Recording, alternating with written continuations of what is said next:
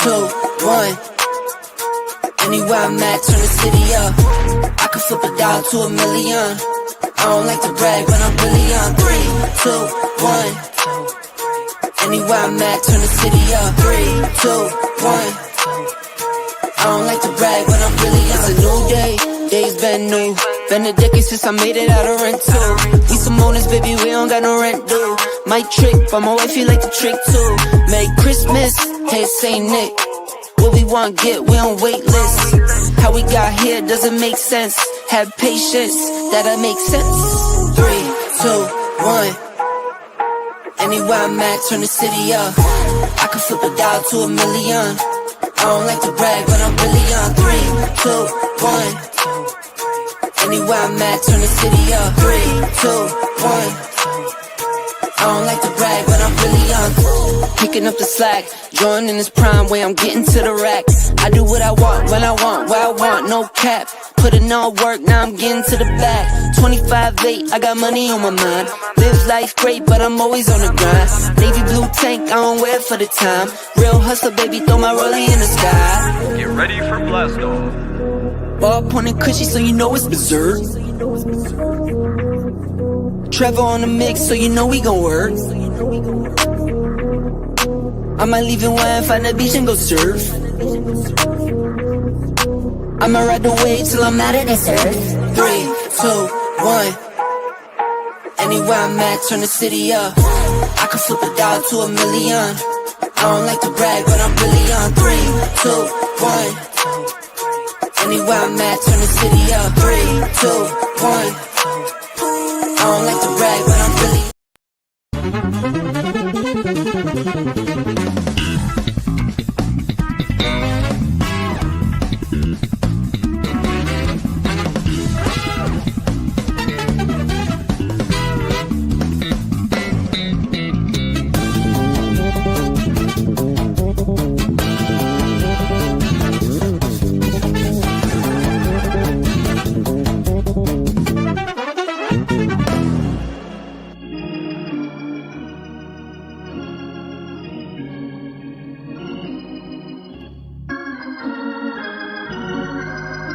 Good evening, ladies and gentlemen. Yes.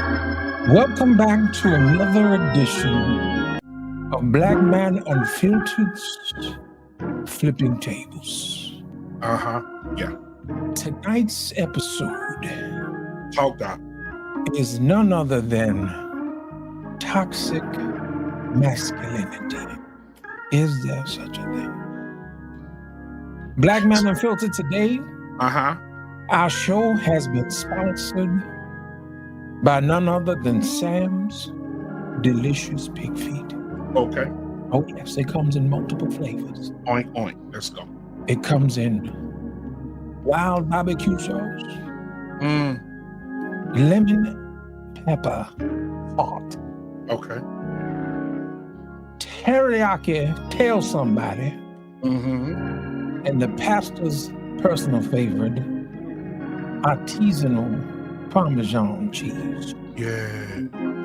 You too can get your Sam's Delicious Pig Feet down at the local Piggly Wiggly.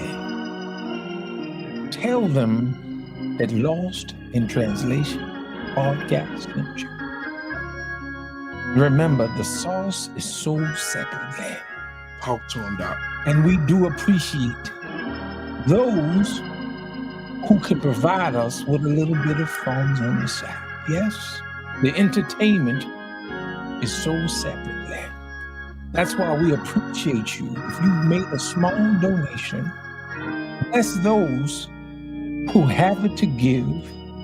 Bless those who do not have it to give, and bless those who wish to give it, but just too stingy to give it. But that's all right. The Lord still can bless you. Okay? So now we're going to come back, and I'm going to introduce the cast and characters of the Black Man Unfiltered Channel Network. But I just thought I'd let you know that tonight we had a sponsor, Sam's Pig. Remember, when you're tasting Sam's, and it just don't taste the same as mama's, just don't forget to slap her and tell them Sam sent you. I beg your pardon. Let's go ahead and get this thing started this evening. Tonight, I would like to introduce to you none other than Black Man Unfiltered himself. Let's first give an honor to God, to the pastors, saints, and friends. Yes. Welcome again, ladies and gentlemen. Put your hands together for the one and the only Black Man Unfiltered. Yes. Thank you so much, Bishop Lit, for bringing us in this evening. I want to stop here parenthetically to welcome everyone to the Church of Black Men Unfiltered. See, we want to welcome you. Make sure you get in the chat. Make sure you give a little coin tonight, as you see the Cash App at the bottom of the screen, as well as the Super Chat. We're about to have a conversation tonight. Toxic masculinity, is there such a thing? We're going to be talking about that tonight. And while we're waiting for you guys to drop a dime in here, I want to bring up some people here tonight. First person I want to bring up tonight, he's the seventh bald-headed wonder of the world. You know him. He has a show called Mr. Boomer with our pain. And we want to go ahead and bring him up. Mr. Our Pain is in the building, ladies and gentlemen. How you doing? Good evening. Fake music going on. Well, we also want to bring in, all the way from Houston, who had a heartbreaking end of the season last night. Yeah, I sure did. We're going to bring up the one and the only Archie Seals Sr. Thank you so much for being here tonight. Grace and peace. What's going on, man? So we're going to get into the show tonight, but before we do, I want to see how you guys are doing. Our Pain, we'll start with you first. How are you tonight, and how's the family over there, brother? Yeah, man, everything's cool. Can't complain. You know, I try never to complain, man. Been around too long to complain, and nobody needs to hear my complaints anyway. So everything's good, except my goddamn portfolio. Hey. But that's okay too, man. No problem, because I know how to bring it back when it comes back. Absolutely. And the velvet voice of YouTube himself, Lost in Translation, man. How are you? How has your week been so far? You know what? I have enjoyed myself thoroughly this week. I have been resting. I've taken some time off this week Did you get that bootleg stripper that I sent over there to you? Yes, I enjoyed. I rather enjoyed it. Yes, I did. I appreciate that. That's Sister Halftime. She was. That's right. Cutting down. Brother Seals, how are you doing over there? Man, I'm blessed. I just had a 47th birthday. Happy birthday, what? Happy birthday, sir. I had an event at Sophie's Tattoo in Houston on the 5th. So, you know, everything turned out pretty good, you know. So I'm grateful. You got you a tattoo? No, sir. Oh, I thought you was going to get you one, man. Come on now. I have enough of them. How many do you have? 22. Damn.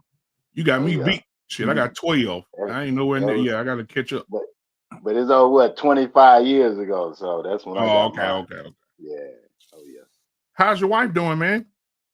She's under the weather tonight, man. So, you know, yeah, she's under the weather. Hope she feels better, man. Yeah, tell her we hope she feel better, man. Yeah, thanks. All right. So listen, tonight let's start off right this here. Like, what's going on in the world today that we could talk about to open this show up? Because that's a lot. There's a lot going on in the world today. We had a black man get arrested for leaving his children at McDonald's while he went on a job interview. I saw a young black lady online who took her son's PlayStation 5 that his father bought him, and she pawned all of his games and his PlayStation 5 so she could pay her bills. And that was wrong. And her and the child had a back and forth in the car. And she said, "Y'all acting like y'all grown." He said, "Well, mama, I gotta be grown if you taking my stuff, paying the bills with it." Yeah. You know what I'm saying? Little old kid too. He's probably like 11 or 12. He was telling her as what it was. And then I had the opportunity to hear Sharon, shout out to Sharon, to hear Sharon say these words, that a woman can raise a young man to be a man. If the father's not there, a woman can raise a man to be a man. Nah. He said it's crazy to think otherwise. Then he went on to say that it's very sassy and very gay for a man to even carry an umbrella. If a man is carrying an umbrella, he's gay. Because umbrellas were made for women. They weren't made for men. And when questioned about this, Sharon said, what are we supposed to do if we have on suits? And we're it is raining. He said, you're supposed to get wet because you're a man. All right. What about the stabbing, brother? What about the stabbing? The two at the track meet. What about that? Yes, that was crazy. Man, that was crazy. There's a lot of crazy stuff going on. Hold y'all, we got a super chat in here. Shalom with Nadia, $20 super chat. She said, bless y'all. The intro was funny. Shalom. Right back to you, sweetheart. Thank you so much for the $20 super chat. You're the sponsor of the show so far tonight. I'm gonna give you a little bit of something, then we'll come right back. Here we go.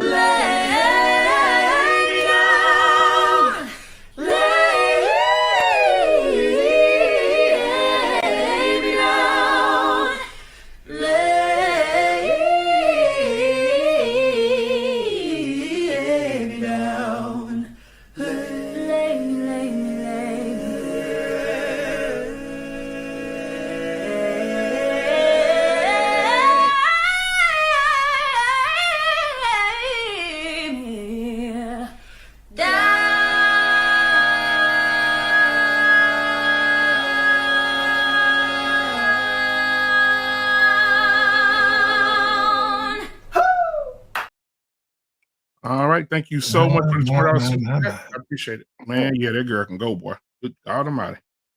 And I will say this: in Dallas the other day, I had my beautiful black 2024 GMC Sierra Elevation blacked out, sitting outside.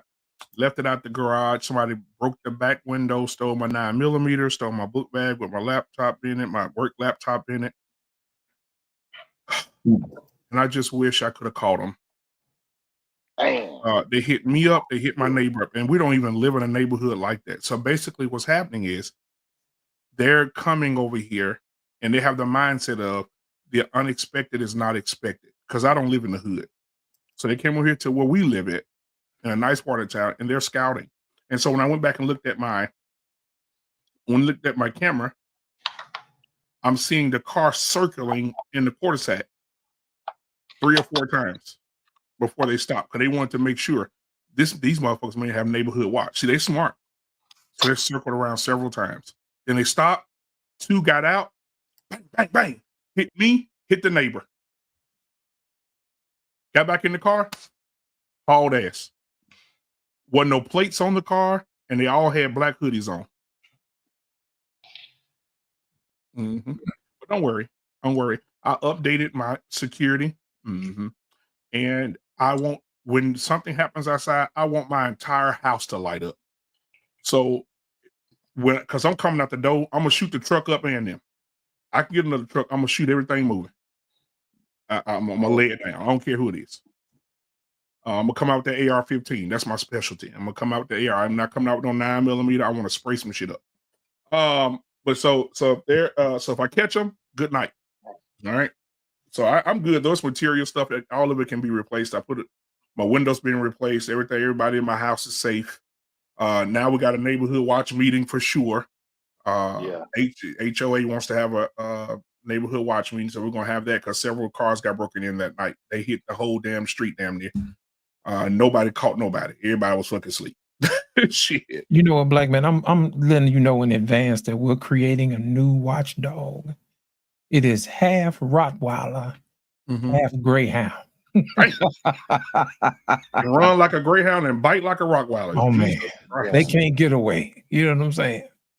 Put the GPS on them, just let them lock down on them. So now I will say this: you know where they at. Now I will say this: Arpain did a show about Pop the Balloon last night, and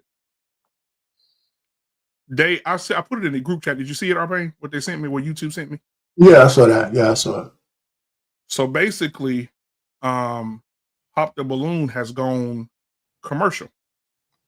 Netflix signed a multi-year deal with them, multi-million-dollar deal with them, to have seasons of Pop the Balloon on Netflix. So now they're putting their trademark on every video they've ever done. They own all their shit. And so then when he got done last night, Arpain got done last night, YouTube sent me an email saying they blocked it globally. And it said blocked by Netflix Corporation. So Netflix blocked it because they own it now. So watching that now is like watching a damn movie on Netflix. It just gonna take your shit down. Not gonna be able to watch it. Yeah, it's not even on my channel now. It's gone. They took it off. Hey, why did they leave it on mine? They just asked me to sanitize it because probably I'm not monetized. Yeah, probably so. Yeah.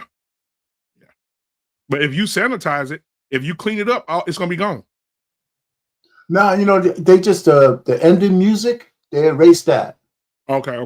But they let the show go on, and because I had to, they say correct, give you an opportunity to correct it. So I hit it, and they said, okay, cool, but so it's probably the monetization issue. Yeah. Oh yeah, I forgot to tell you too, man. Arpain, TikTok now is putting things in place now. If you use somebody else's content from TikTok, no matter whether it's on YouTube or not, they pulling it down.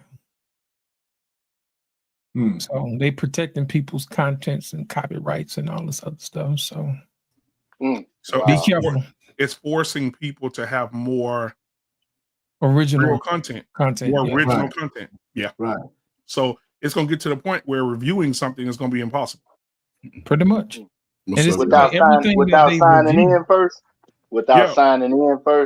Or even if you sign in, if I use your content, or if I use like say I use Shaq's podcast, they're gonna show me. Oh yeah, they're gonna get me. They're gonna show me. Yeah. Also, what they're trying to do is at some point over $600 could be taxed. Yeah. So it's coming. They talked about that last year. Anything over 600, they was trying to say 600. It could be more, could be less, but after 600, it's gonna start being taxed. That's why they're starting to make sure everybody separate and get their own. You know what I'm saying? You gotta come with your original and not do the responses to videos. So more original content. And you know what? what? What happened to no reaction videos? I mean, they're gonna say? It's getting to the point. Yeah, it's getting to the point where people are complaining. Because what's happening is a lot of content creators, if you go watch a lot of people who do original content and then people take their content and use it, the people that are taking their content and using it are making more money than the fucking originator of the content. Right. And so they're like, oh, hell no. You're not going to be making $50,000 on my video and I made 10. That makes no sense to me. Why? Right? And that happens. A lot of people that get their content and then they share it, and then they add the music to the shit, and then they thinking that's gonna help, which is not. It makes it worse. And then you see the content, and then you see they got 1 million views, and then you see the originator of the content got 10,000 views. They're trying to stop that. They're trying to get the original people to make their own money off their own content. Right. Cool. Wow. All right, so guys, I wanted to talk to you guys tonight about manhood, right?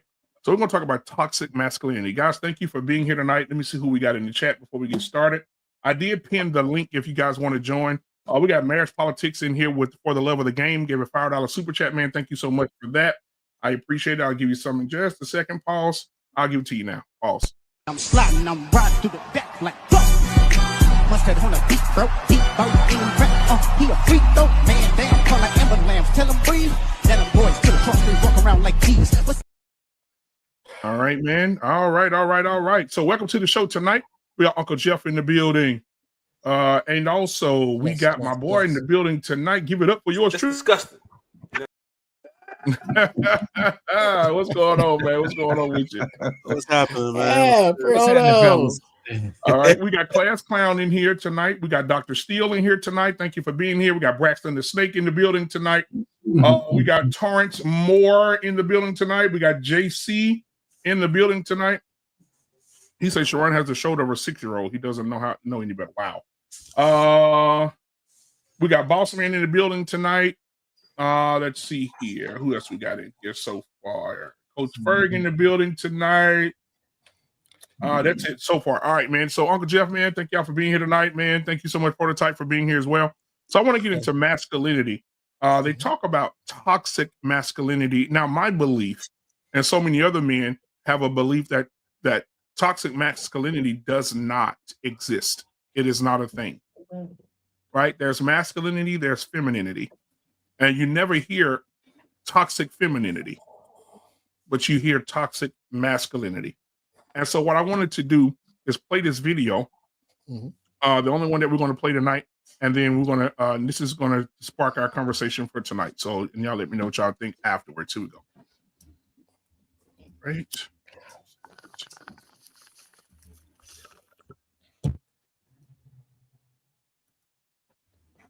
Oh, it did it download? Hold on, guys. Let's see what I got. It should have, but if it didn't, I'll do it again. Uncle Jeff, how you been doing, man? How's the family, brother? Man, family's good. Can y'all hear me good? Yes, sir. Yes. All right. Family is wonderful. I really wanted to just, if I could, real quick, speak on what happened in your neighborhood, brother. And you can talk to any other cop or military dude I know. What you described to me was not just some young kids on a snatch and grab. That was an op. The way they jumped out, the way they surveyed the area, the professional way that they moved, the way they were dressed, the time of day they picked. These were not amateurs. And what it points to is with these feces hitting the rotary oscillator, it's getting harder to keep honest people honest. That sounded like yeah, boss man. That sounded like a Marine Corps fire team move to me. That's basically what I heard you say. Is if I was in military, people know what I'm saying. Army people know. If you was in the Army and so on, you may not know in the Coast Guard. I don't know what the fuck you guys do. In the Marines, if there's 5 people, if I'm in a room with 5 Marines I don't know, and a bomb go off, or somebody start shooting, something go bad. Everybody know what to do. Bruh. Everybody know what to do. Them cats knew what to do. I land the plane here. It's about to get rough out here, y'all, because everybody with training ain't nice. Everybody with training ain't together. Everybody with training ain't where we at mentally. So be careful. Absolutely. Prototype Dad, what's going on, man? How you doing? What's happening? How's the family, brother? Everything is good, man. Everything's golden. Good. All right, man. So I got the video ready to go. All right, here we go.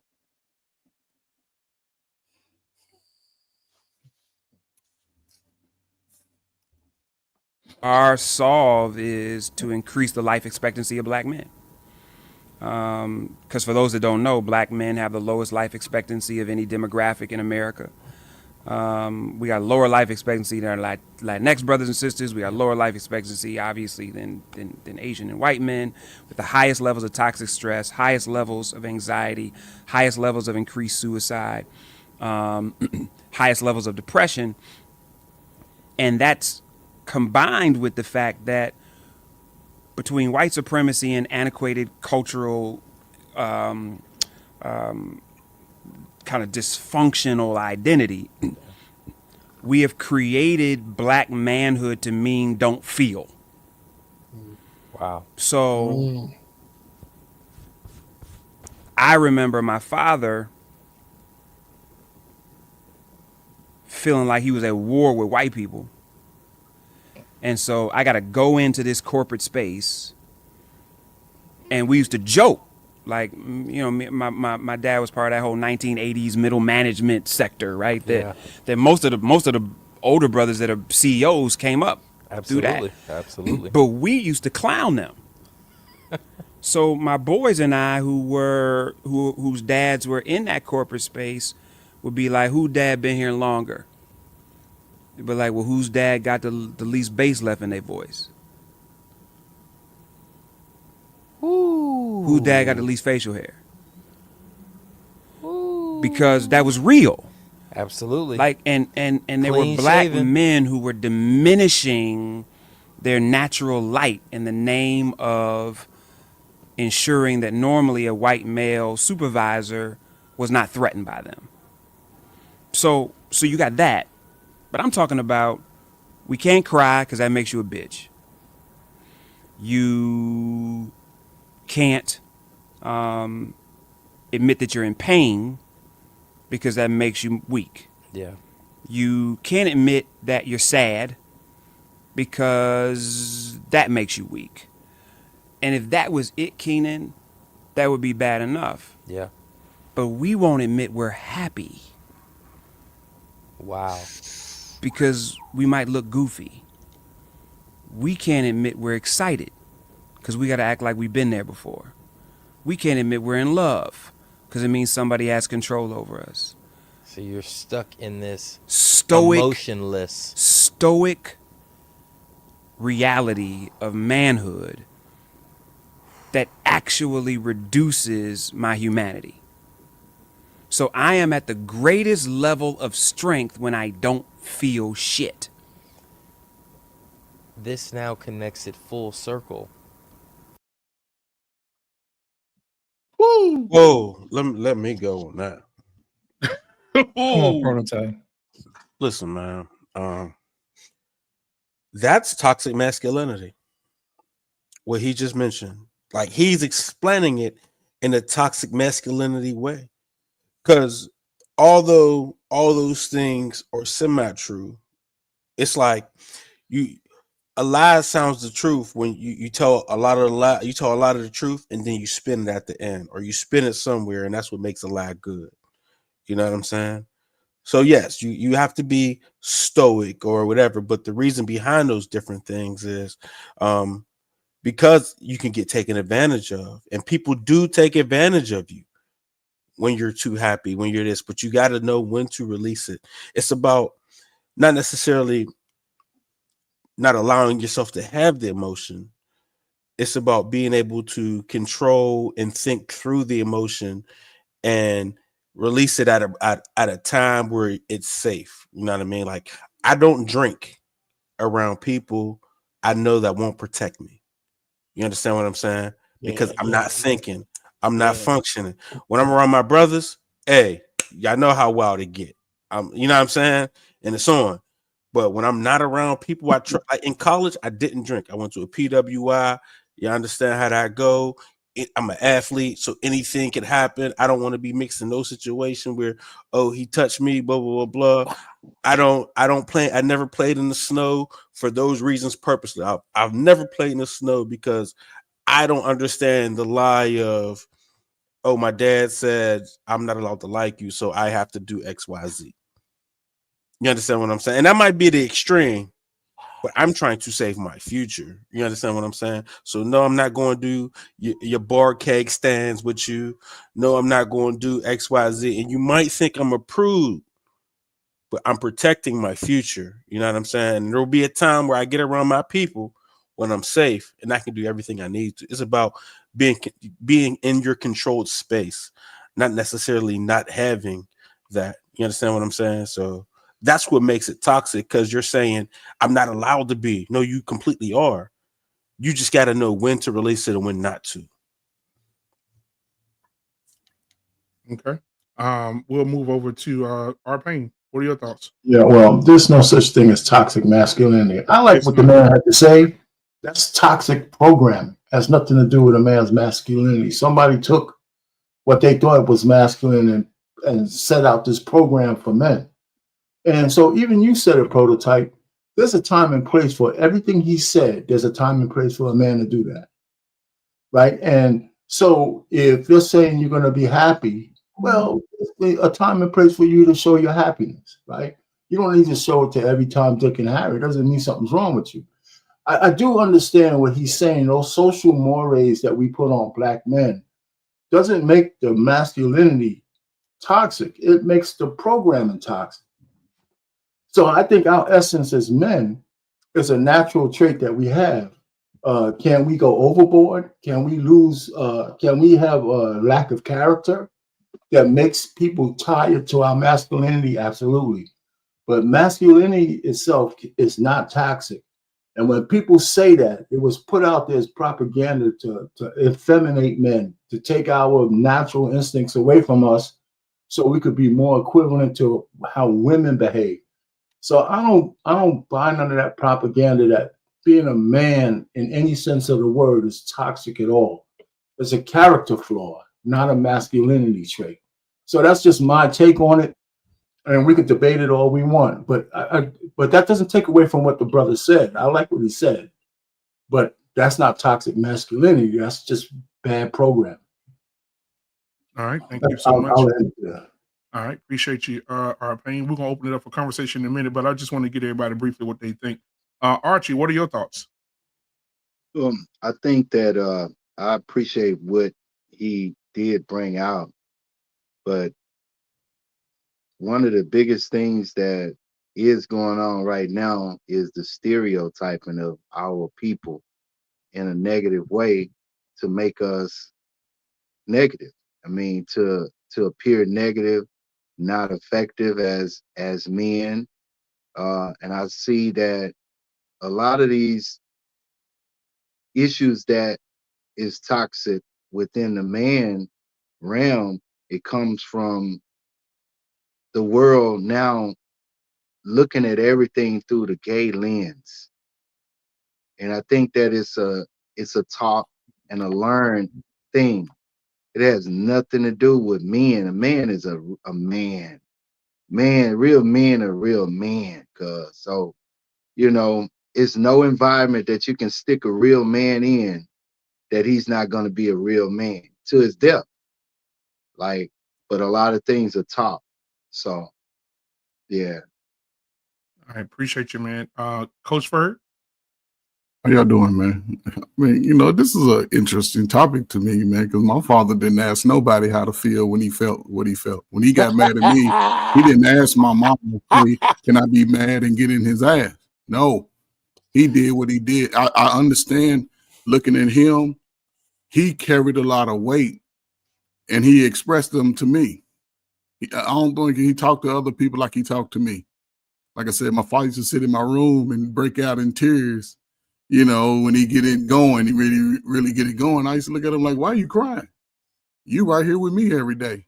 You got in my butt the other day, when I did some stuff, but I'm not going to be walking around telling none of y'all niggas when I'm feeling sad and I'm going to be happy today. I'm just going to be in the life of it. I can't be around my wife like I'm hurt today, but let me tell you how I feel. I don't know, man. You can't carry those burdens. Those are unnecessary burdens of life. Yes, you're going to go through those emotions, but emotions are like a roller coaster.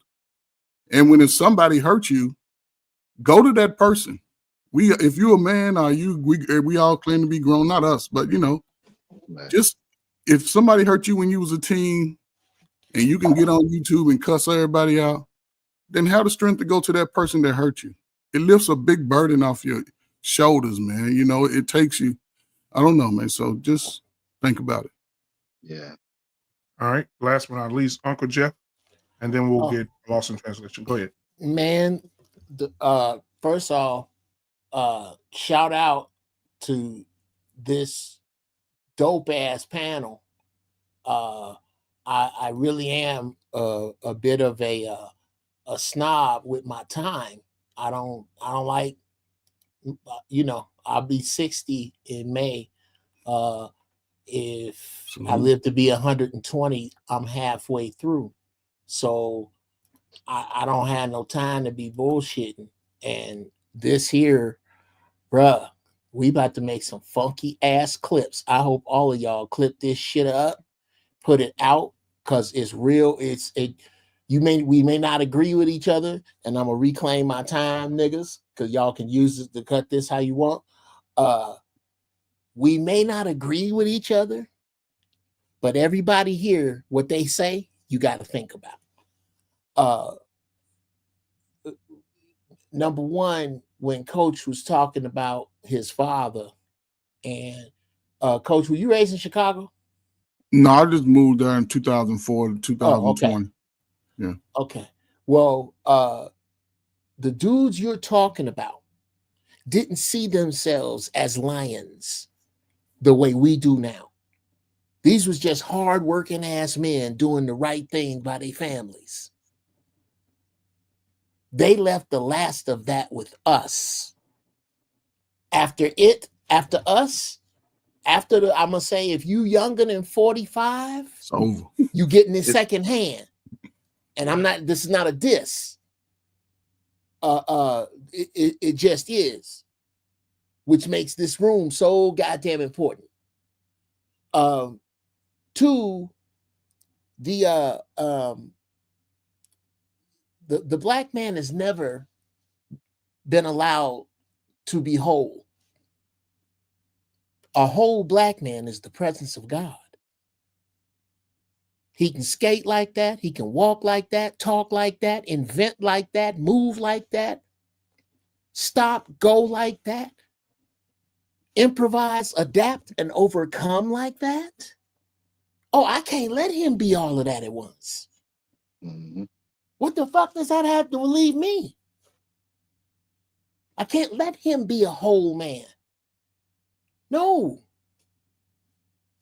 I mean, unless I let him fuck my wife for sport. I don't want him to desire to fuck my wife and she desire him outside of me. I don't want that to happen. So I can't let this man be entirely who he is, because him in his entirety does nothing but magnify me as the Polaroid pull-off of him. That's all it does. I can't let him be this.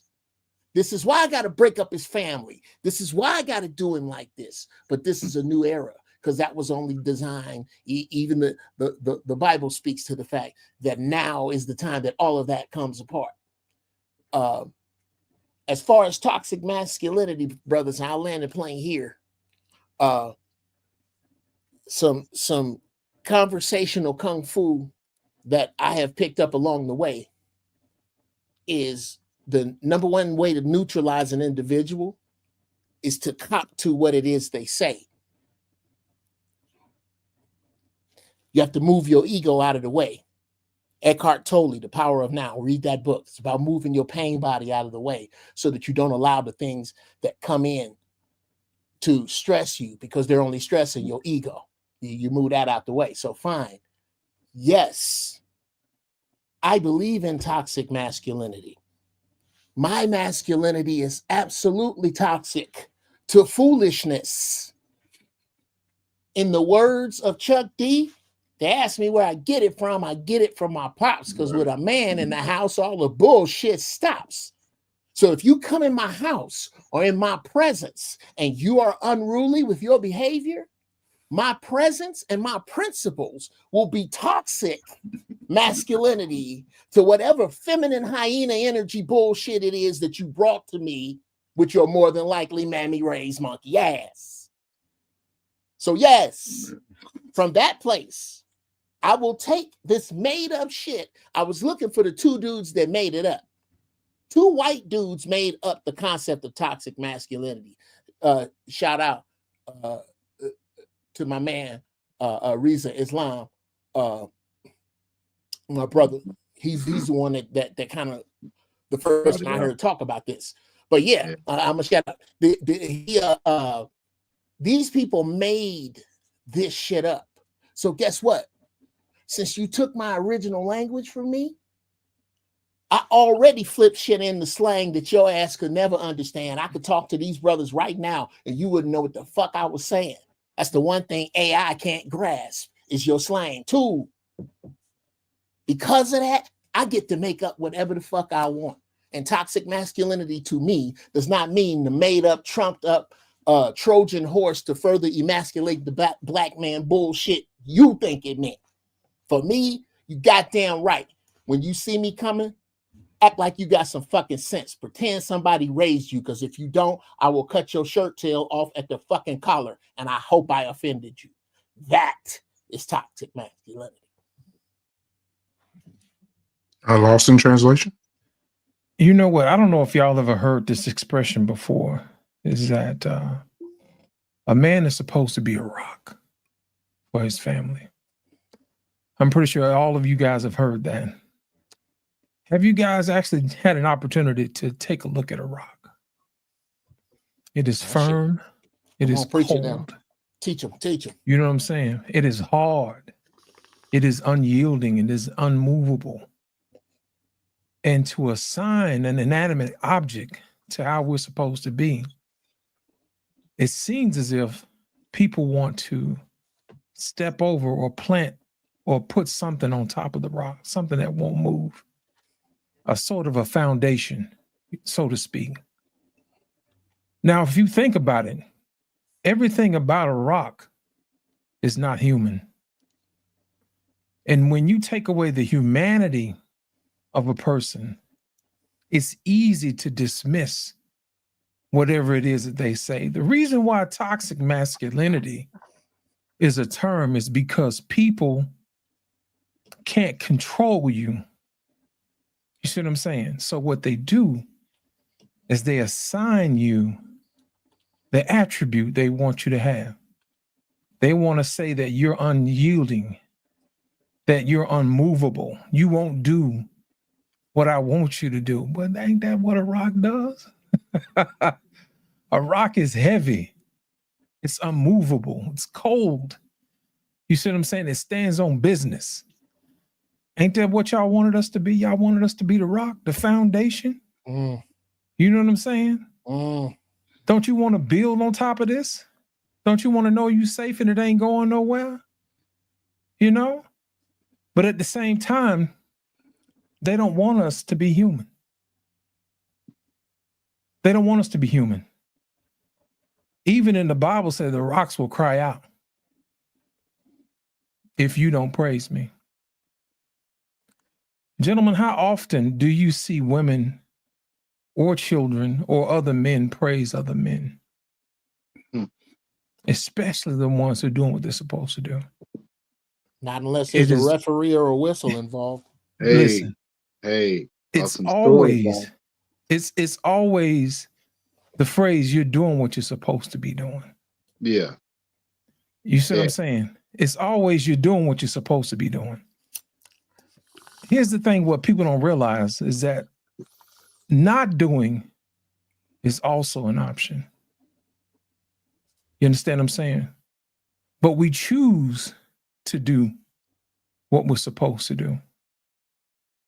There's a lot of men who are packing up relationships. They're saying, to hell with this, because they're not getting anything out of it. You see what I'm saying? If a woman's supposed to give you a child and they don't want to do that, then what's the purpose? You know?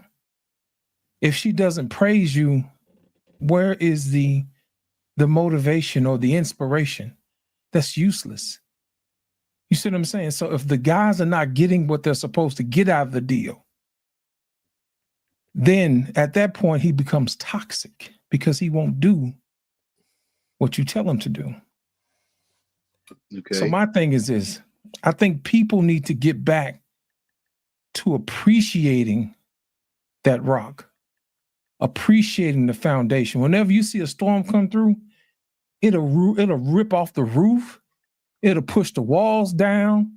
It'll move furniture. You know what I'm saying? It'll rip up trees.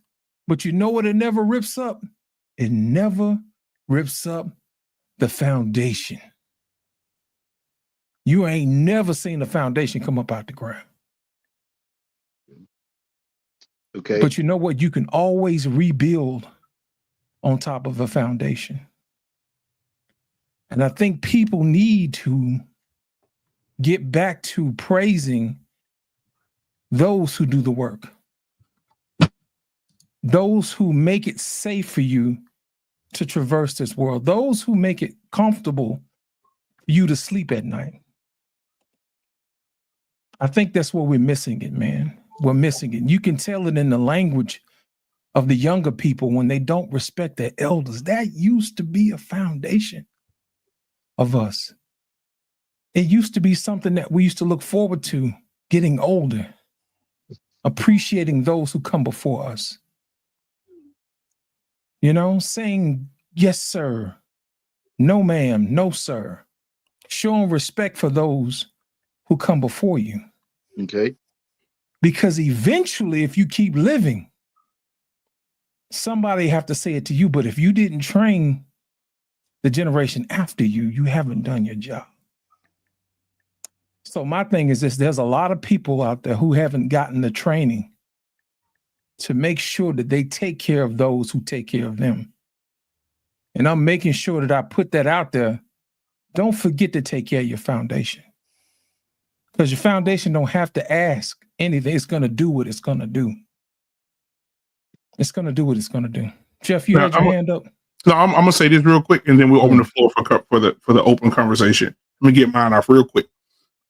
In the video, I think that most men have all of those things in them, right? And if we say a man doesn't have any emotions, then we're liars, right? Men experience pain. They experience, just like Coach Ferg was saying, his dad was in tears when he was in his space. But I believe that we're living in a time where men have settled with the oppressor. And the oppressor could sometimes be the person you wake up and roll over and see in the morning. And we're not being realistic, right? Sometimes you're not giving, a man needs to be given the space to be who he is and to be who he is proudly. On his good days, you celebrate the good days. On the bad days, he can walk through that journey of having a bad day without having to step on eggshells in order to express himself in a way that will be accepted. And so I believe that, we're living in a time where men don't get that space to do that. And then you have immature men who will say, lost in translation, Uncle Jeff, just like, Jeff said in the video. If Jeff is crying, if Jeff has a moment tonight where he thinks about something that really was important to him, he cried, the first thing that some men will say is, stop crying like a little bitch. Right? Not you guys, but I'm saying the immature ones, right? Stop crying like a bitch, men just need to be given the space to be who they are. And sometimes the biggest oppressors are the ones that they wake up to every day. But yeah, so I'll open it up for conversation. After this, we'll move on to another video I have about this toxic masculinity not being toxic, because I don't believe that masculinity is toxic at all. But we'll open it up for conversation. Uncle Jeff, you had your hand up. Oh, Archie had his up too. So Uncle Jeff and Archie, and then we'll move around. Okay, I'm gonna go as fast as I can. I'm about to prove to you the level of shit that I smoke. I think that should be a segment of this show when Uncle Jeff proves the level of shit he smokes. When you speak of those of us who have been held back, chained to, submissive to our oppressor, brother, that's everywhere. That's in the classroom, the boardroom. These dudes, what do you think them brothers was talking about when they was talking about their daddies? Yeah. And to that woman, what do you think their baby face music was? What do you think that shit is? Well, I am happy to announce that there are young black men that are not on any of that shit. That they saw what they mamas and aunties did to their daddies and uncles, and they not having that shit. They are aware of their worth, and they are who are breaking this with the oppressor. They are the ones who have turned their backs on traditional church. They are the ones who have turned their backs on traditional politics. That shit that kept us asleep, as much as you don't like about them, it's a group of them that ain't fucking around. And I salute them. I salute those young people. And any of my wisdom that they can share or want to share with me, I'm open to. That shit is changing, brother. And it's about choice. If you laid down and had a baby with a woman that did not value you, you put your seed in a lack of value. Yeah. Own that. Don't change her. Own that. Because you're not going to have to change her. Because pretty soon and very soon, wise men who survive this next phase of shit, this next phase, the next year or so, you get past that, you're going to have sisters knocking on your door because it's finna get real as shit out here. It's finna turn into Isaiah 4 out here, and you're not going to have to put up with that shit. I'll leave it there. Okay. Okay, so as it relates to like manhood being toxic, I want to go back to the origin of the issue. Like, and that's my biggest thing that I love to go back to the origin of this thing. When we dealing with behavior, we have to think about the spirit behind behavior. What is this spirit that causes people to be toxic? And that's male and female. So I have to go back to the origin and point that out, that there's a spirit in men and there's a spirit in woman that is guided by either the good or the bad. So we know that ultimately it's this spirit that causes men to be toxic. Uh, I I would like to look at, now it's in the Quran too in different places, but the Bible is my point of origin because that's the Negro's book. That's our book. It's always been our book. It's wrote in Ebonics. We're the people that can break the Bible down. We're the people that understand the scriptures. No other nation can even teach the Bible. It's us in its corrective form.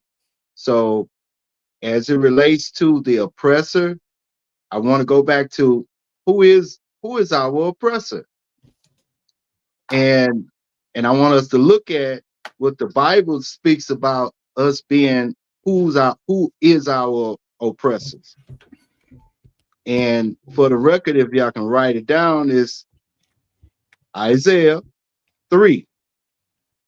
And I'm just going to read a few and then I'll let it go. For Isaiah 3, King James Version, says, "For behold, the Lord of hosts, doeth take away from Jerusalem and Judah the stay and the staff, the whole stay of bread, and the whole stay of water, the mighty man and the man of war, the judge and the prophet, and the prudent and the ancient, the captain of 50 and the honorable man, and the counselor and the cunning artificer, and the eloquent orator. And I will give children to be their princes, and babies shall rule over them. And the people shall be oppressed, every one by another, and every one by his neighbor.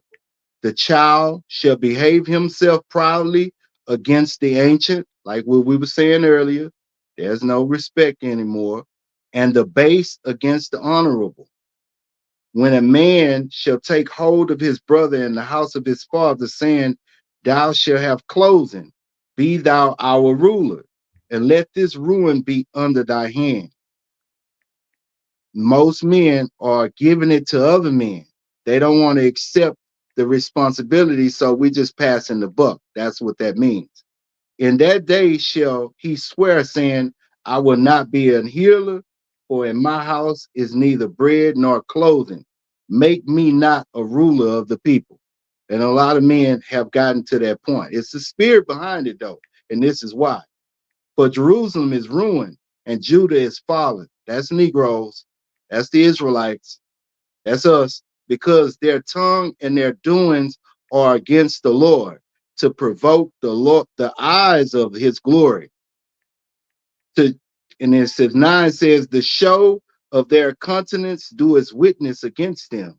Look at us as a people. And they declare their sin as Sodom, they hide it not. Look at ATL. Woe unto their soul, for they have rewarded evil unto themselves. Say to the righteous, and we almost getting ready to cut it off because I'm getting to the point, the main point. Say to the righteous that it shall be well with him, for they shall eat the fruit of their doings. Woe unto the wicked, it shall be ill with him, for the reward of his hands shall be given him. And 12, this is the point. As for my people, children are their oppressors. Okay, this is 12, Isaiah 3:12, and these are the main two verses that I'm trying to actually lift out. As for my people, I'm reading 12 again. As for my people, children are their oppressors, and women rule over them. O my people, they which lead thee cause thee to err. All of those, Martin Luther King's, Malcolm X's, Marcus Garvey, all of those people, TD Flakes and all the rest of them, and Creflo, the Dollar Man, and all of them. O my people, they which lead thee cause thee to err and destroy the way of thy paths. That's the point, and that's the spirit behind the toxic men. That's the spirit, and that's the oppressors are the children. That's what's happening to this generation, and that thing there is going to play out until it's time, and that's a whole nother topic. That's prophecy. But these and women rule over us. If you will notice that it's the government, the wife, the children, and the father. And it's always been that way. In the black community? In the black community, absolutely. In the black community. Well, I want to hit that real quick because there's something I keep saying. I agree with what he just said. I didn't know it came out of that passage. There's two things. The first thing you said when you kind of mentioned the Sodom thing, I always thought that when men turn gay and now the transvestite is because they didn't want the responsibility of being men. That's what it is. That's the first thing. And the thing about the women, the children, the way they're wayward is because, the abdication of raising them has been turned over to women. And this is the kind of people the products that they're putting out there.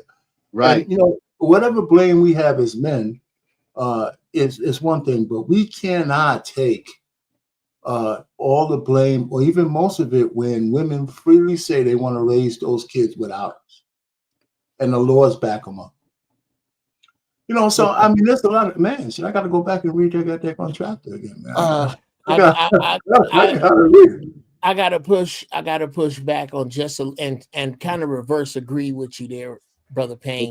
Okay. Before we get too far, to say that homosexuality to diminish it to an abdication of responsibility. Well, basically transgenderism for the most part. Okay, that's the real part of it. Absolutely. I'm going to say that's a gross oversimplification. I would agree. Of the host of demons, that run about that, brother. You got you disqualifying those who, before they could make a sexual choice, one was made for them. Okay. You can't preclude that. That's a demon loose in itself. Right. That's spirit. There is nothing. There. If you need proof that there is evil, there it is. And once I am elected emperor, we're gonna do something special with the cats that do that. We're gonna set up pay-per-view. It's gonna be fun. It's gonna be fish hooks and alligators. Oh my I'm God, next in line, brother. I'm next in line to reign. brother. Oh no, fear not. I need brothers like you on my cabinet. I'm gonna call on the niggas from my here.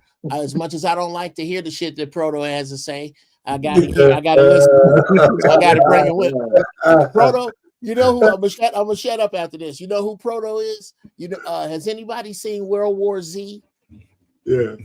You remember when they get to Israel and Brad Pitt asked the scientists, "How did you figure this out?" And he said, "We use the 10th man theory." He said, as scientists, whenever we all agree on one theory after we worked it out, as 10 of us, 9 of us pick who is going to be the one to disagree with this and work out that solution. And that's how they came up with that. Proto is the consistent fucking 10th guy. Oh, he's a wise. He's supposed to be in here. He's supposed to be in here. But goddamn it, shit. He accept that too. He like that too. He like, Yeah, he does. that's me. Yeah, he does. He know exactly what the fuck I'm talking about. You know, and I'll say this too, Uncle Jeff, to just to add on to what you guys were saying. Then we'll, if anybody else got anything to say, they can. But there is, and you know, I heard, you know, also shout out to Sharon again. I also heard Sharon say there is no attack on male masculinity at all. There's no attack on the male at all. But when you see things how they operate now, when you turn on your TV, any TV show that you're watching, they have the black man in the gay role. They have the black man being in a dress. They have a black man kissing another black man, and you know, you Buffoon see in the commercial with the family. You're right. How do you think we got to that point? See, we said it, but there's a solution to it's a answer to that question. How did we get to that point? How did them pushing and projecting us as the homosexual, how did that even come into play? See, we got to think about the spirit behind why these things have been allowed. Why? And we have to go back to us and our responsibility as the priests, as the kings of the earth and the ministers of the earth. Like when we stepped out of our role, I'm talking about the Negroes, we stepped out of our role as the people that God ordained to teach the other people of the earth. We stepped out of that role. So, brother, could you give me an example of the year, time frame, century when black men stepped out of their roles voluntarily? It was in 70 AD. 70 AD. We can go back to when Negroes when we was in our home, Palestine and Israel, 70 AD. We were there, and the things that we didn't do according to what God said for us to do, I'll be right back. We got expelled. We got expelled out of Jerusalem. We got expelled out of our land because of the disobedience and the disdainment towards us teaching the other people, the other nations. We refused to teach the truth. We started teaching. Did you say, hold on, just a second. Did you say 1970 AD? No, I said 70 AD. 70 AD. Terrence Moore is 70 AD. Yeah. Right. Yeah. No, he was not talking about when the Buick Riviera changed, nigga. Yeah. Oh no, not 1970. He ain't talking about his birthday. Right. No, not 78. But no, I'm talking about 70 AD when we were in rulership. Before 70 AD, we were in rulership. Ham got a chance to rule the world. The Africans, Shem got a chance to rule the world. The Negroes through Abraham, Isaac, and Jacob. The Israelites. And now the time to rule the earth has been given to Japheth, the Gentile dynasty. And Trump them is running the earth right now. Noah's 3 sons got the opportunity to run the earth. All 3 of them. We ran it in the ground. The Africans, we ran it in the ground. Nimrod, Sarah Myers, those people in the African, Ham's descendants, they ran it in the ground. The Cushites, the Nubians, the Ethiopians, the Egyptians. So it was taken from them It was given to Shem, which is the Negroes, the Israelites, and now it's been given to the Gentile dynasty, which are the Japanese, Chinese, white people. That's who is the Gentile dynasty.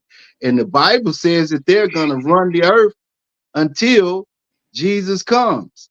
So, brother, Mhm. could you answer another question? Could you tell me a time in history where black people, black men in particular, deleted each other just for the sport of it outside of the crack era?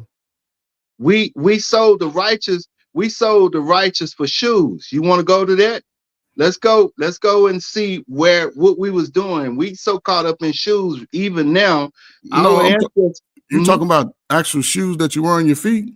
Yes, sir. We can go to it. I can go right to it. It's right in the Bible. That where we sold the righteous for a pair of shoes. We did that to our own people. Let me Google it right quick because it's not in my brain. Selling the righteous for a pair of shoes. We did that. That's Amos 8:6.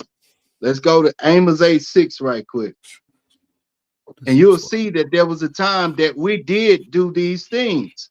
We did these things to other people. Lord of the Black Buddha. That means that was a Negro. Lord of the Perfect Black. This is a fat belly Negro that had them Asian people worshiping him. And Hare Krishna, Negro. We had them people worshiping us. We set up these gods. To this day, we set up these gods for the earth, the people of the earth.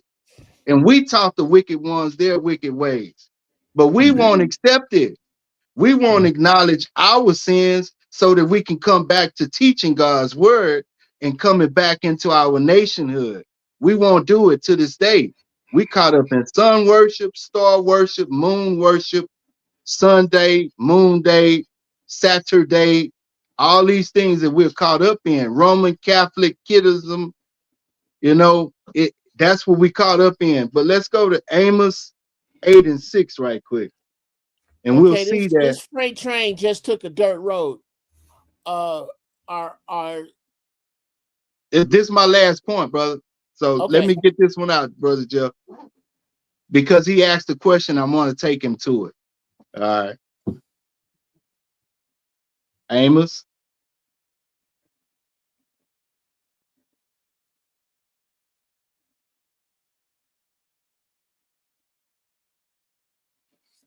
Maybe you fall asleep. Did the screen froze or something?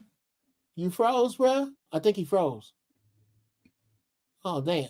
No, he's looking for it. I don't think he froze. I think he's looking for it. Nigga, can you hear us? I mean, it was, but no, it's okay. Did it disappear? Well, just be goddamn. Yeah. Amos 8:6. You got the floor. You can read, can't you?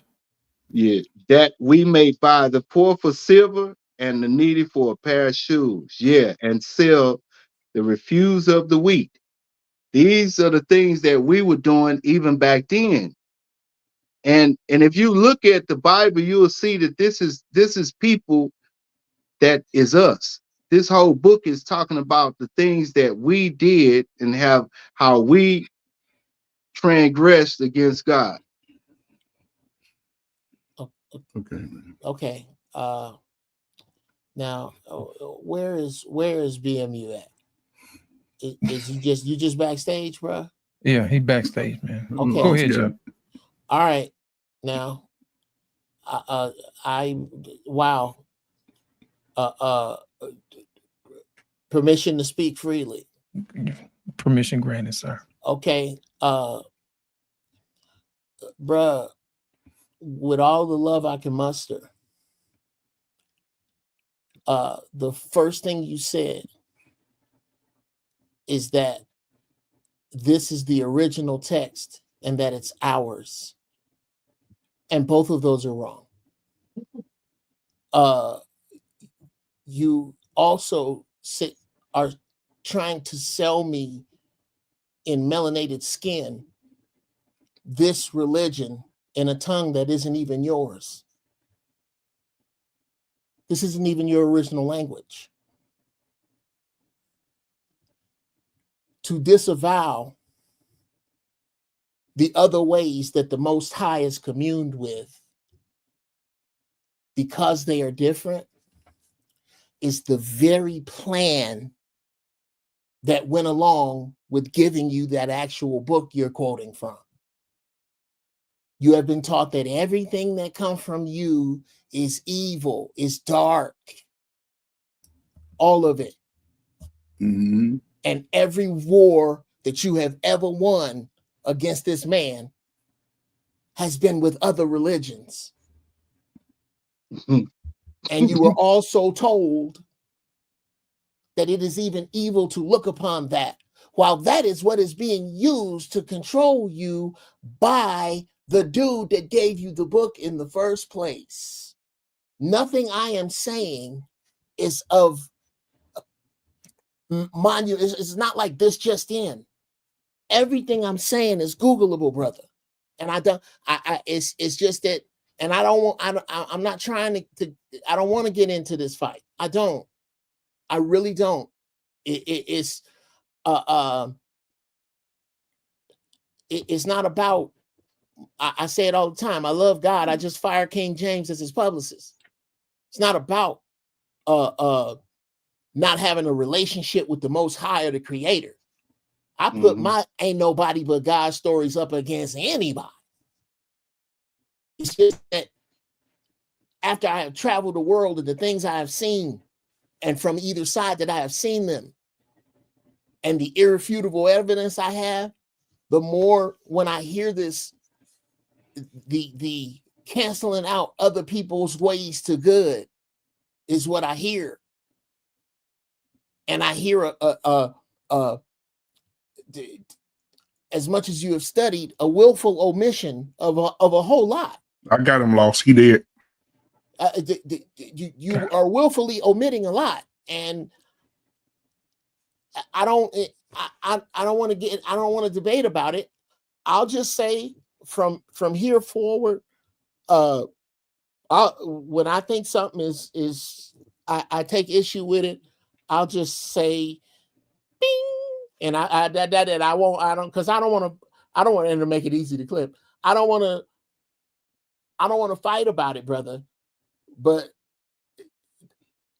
some of the stuff you're saying is grossly inaccurate.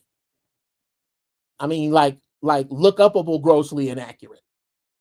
Like I could Google it and go and read it from various places, from just what I know about the age of writing. That's just not right. And it's not.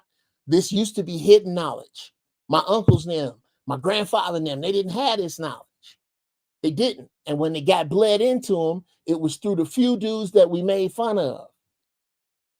A couple of them was heroin addicts. We made fun of them dudes that had this real knowledge. And now that it has come about, ignorance is a choice. You have to willfully choose to not look somewhere for knowledge. And I just can't do that. And in that, and I'll land it there.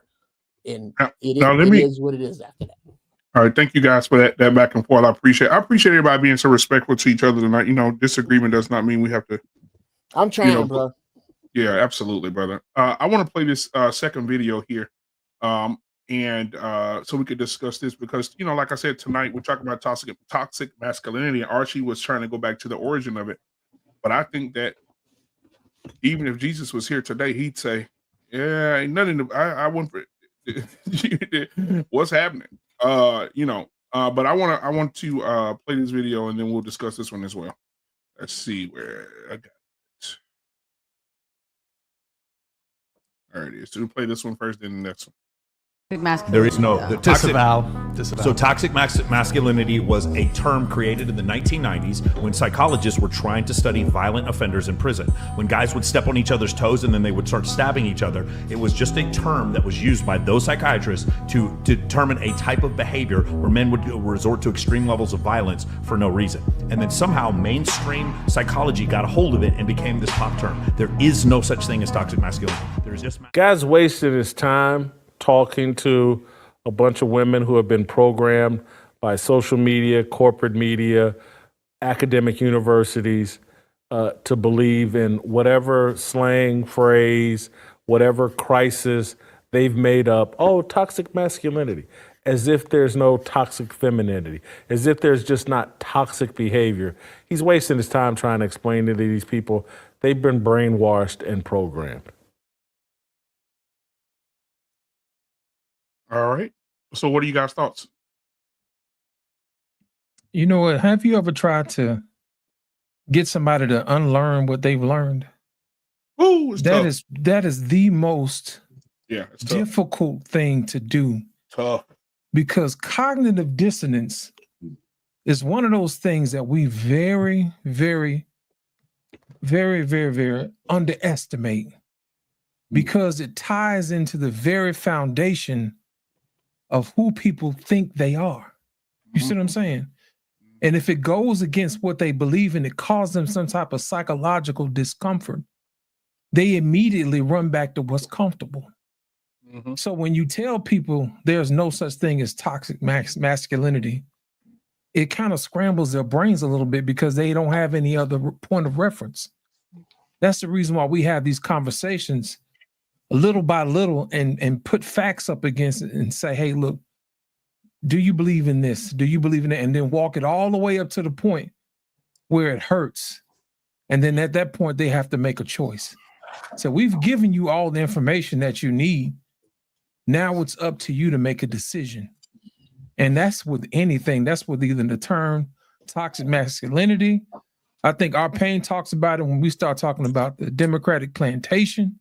You know what I'm saying? Anything that these people believe that something exists and it goes against something that protects them or that comfort, it is very hard for them to unlearn that. And even if you use it from a spiritual term of anything that is considered toxic masculinity today is a man doing what he's supposed to do.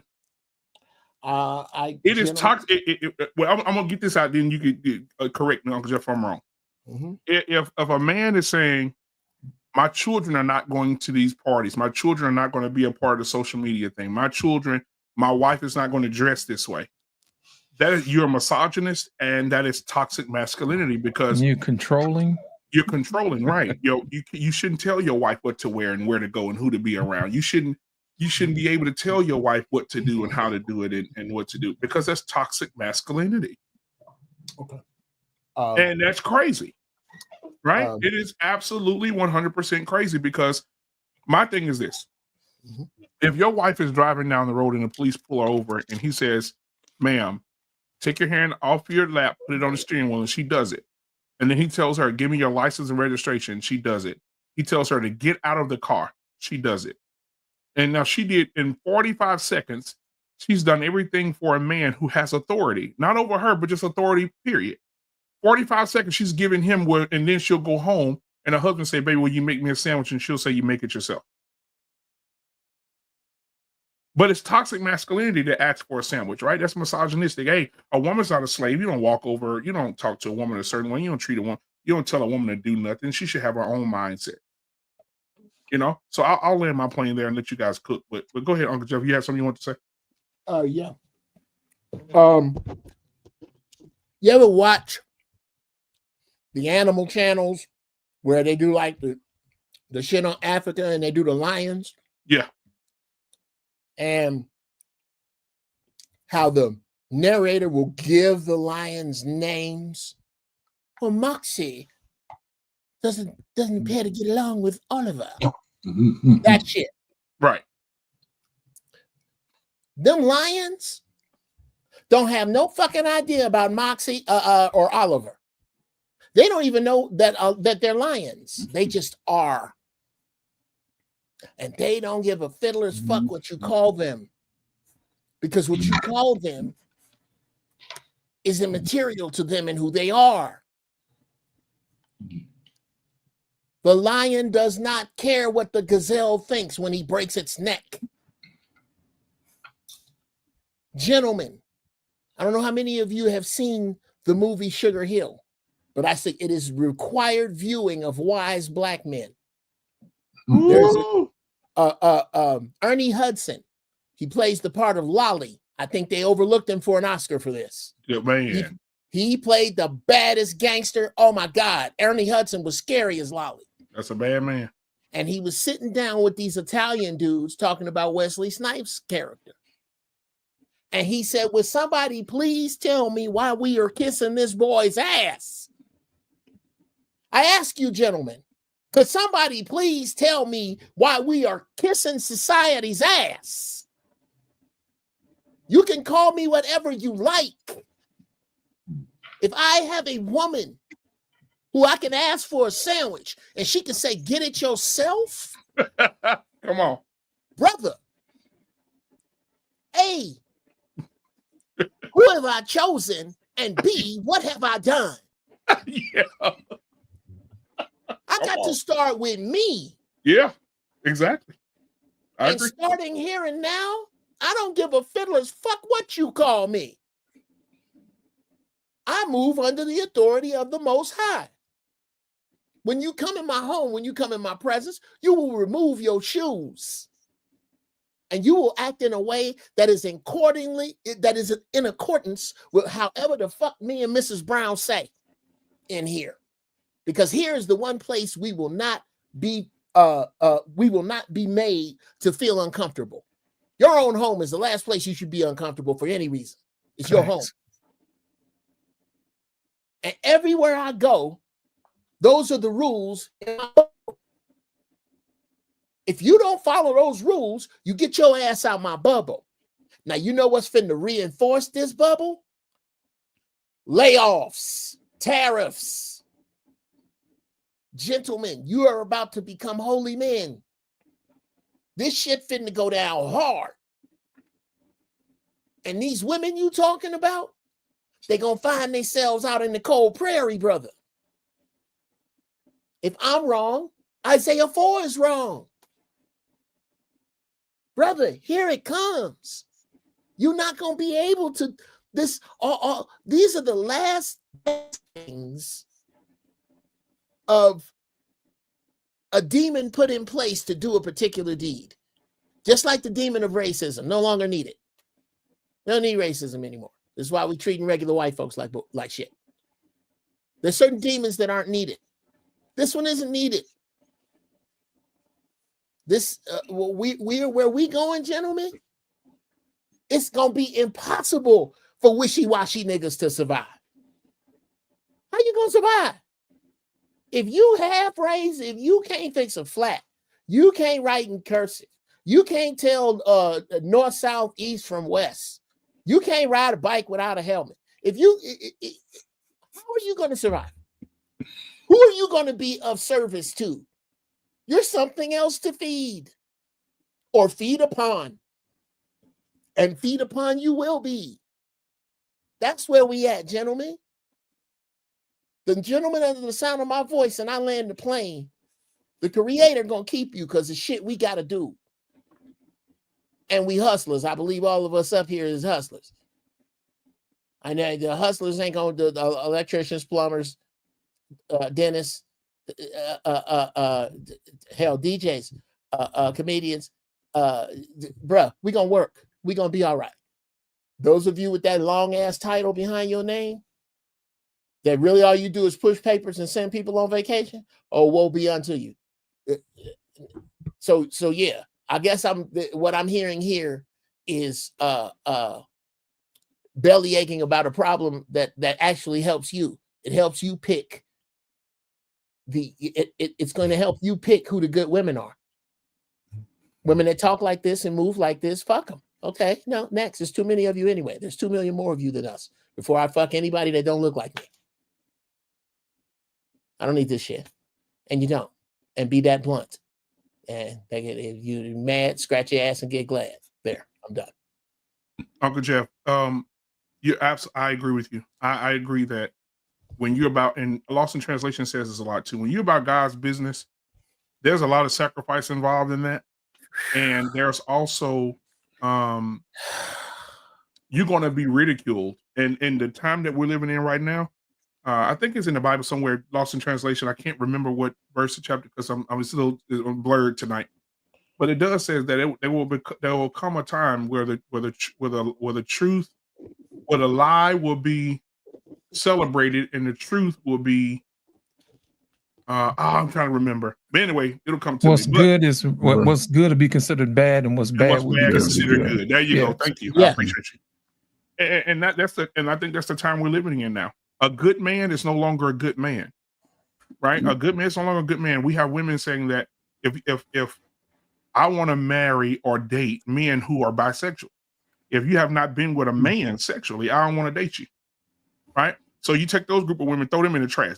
That's done, right? That's right, Grace. But what I'm saying, because Uncle Jeff said, throw them in the trash. They're not worth your time. You put them in the French grease, bro. Well, you can throw them in the trash.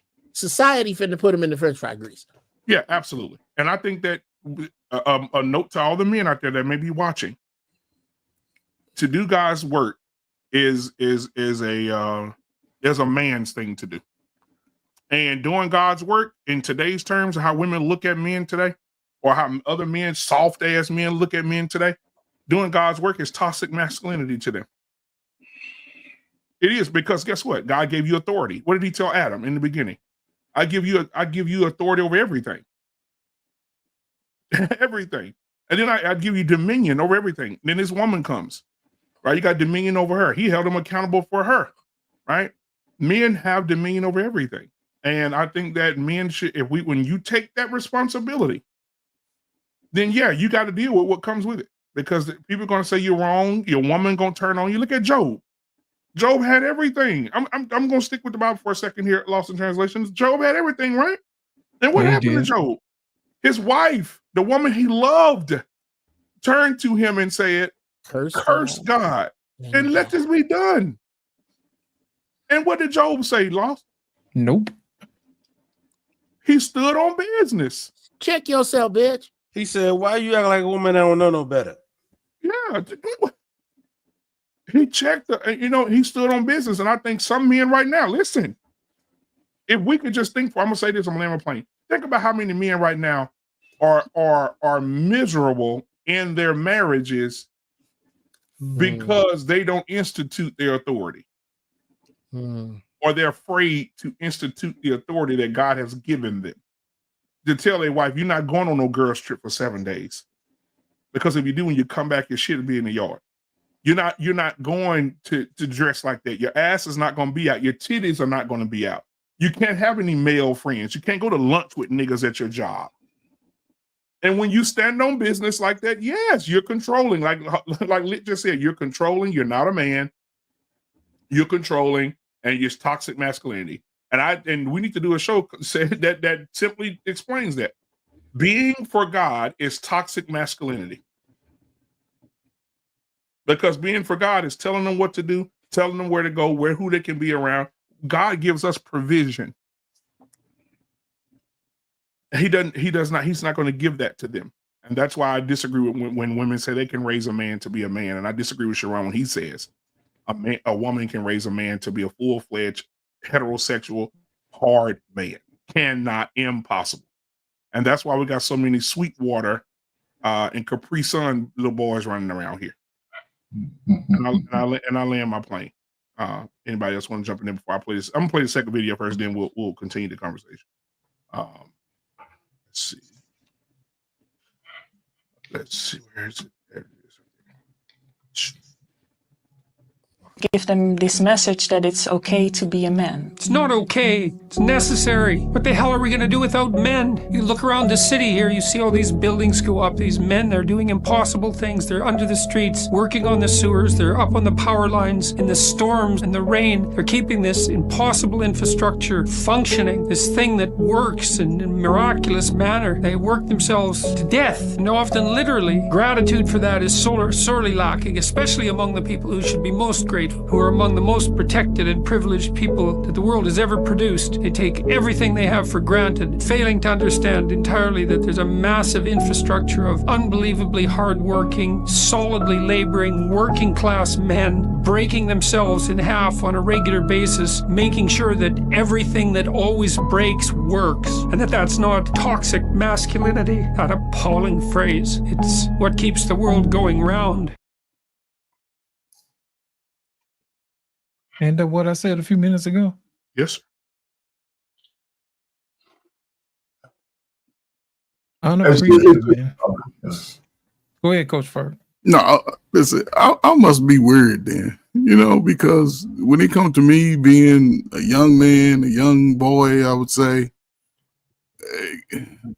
boys couldn't really tell me what to do my age. When I got into be a young man, you call me toxic if I had women. Women like my little ugly ass. And I sometimes I use it to my advantage, but no woman can really tell me what to do, how to move. I didn't go around talking about how to dress, and if you dressed inappropriate, now I will have these conversations. If you dress with your body, say, I ain't dating you. I ain't hanging around you. I don't need that coochie that bad.